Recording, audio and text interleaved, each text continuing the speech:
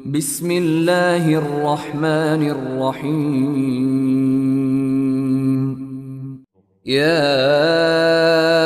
আইয়ুহাল্লাযীনা আমানু মা লাকুম ইযা ক্বিলা লাকুম ইনফিরু ফী সাবীলিল্লাহি ইসতাকালতুম ইলাল আরদ أرضيتم بالحياة الدنيا من الآخرة فما متاع الحياة الدنيا في الآخرة إلا قليل।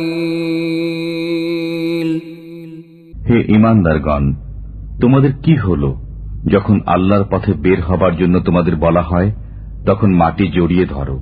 তোমরা কি আখিরাতের পরিবর্তে দুনিয়ার জীবনে পরিতুষ্ট হয়ে গেলে? অথচ আখিরাতের তুলনায় দুনিয়ার জীবনের উপকরণ অতি অল্প। ইল্লা তানফিরু ইউআযযিবকুম আযাবান আলীমান ওয়া ইস্তাবদিল কওমান গায়রাকুম ওয়া লা তাদুররুহু শাইআ ওয়াল্লাহু আলা কুল্লি শাইইন কাদির।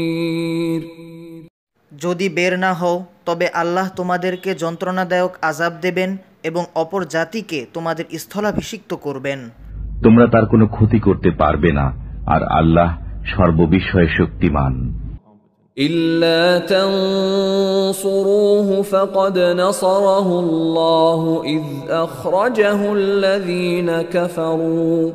إذ أخرجه الذين كفروا ثاني اثنين إذ هما في الغار إذ يقول لصاحبه لا تحزن إن الله معنا فأنزل الله سكينته عليه وأيده بجنود لم تروها وجعل كلمة الذين كفروا السفلى وكلمة الله هي العليا والله عزيز حكيم।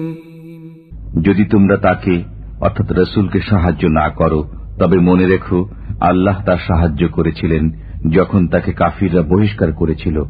তিনি ছিলেন দুজনের একজন যখন তারা গুহার মধ্যে ছিলেন। তখন তিনি আপন সঙ্গীকে বললেন, বিষণ্ণ হও না, আল্লাহ আমাদের সাথে আছেন। অতঃপর আল্লাহ তার প্রতি স্বীয় সান্ত্বনা নাজিল করলেন এবং তার সাহায্যে এমন বাহিনী পাঠালেন যা তোমরা দেখনি। বস্তুত আল্লাহ কাফিরদের মাথা নিচু করে দিলেন, আর আল্লাহর কথাই সদা সমুন্নত এবং আল্লাহ পরাক্রমশীল প্রজ্ঞাময়।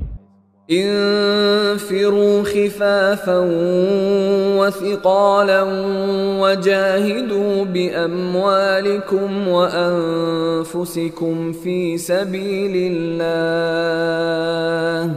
যালিকুম খায়রুল লাকুম ইন কুনতুম তা'লামুন।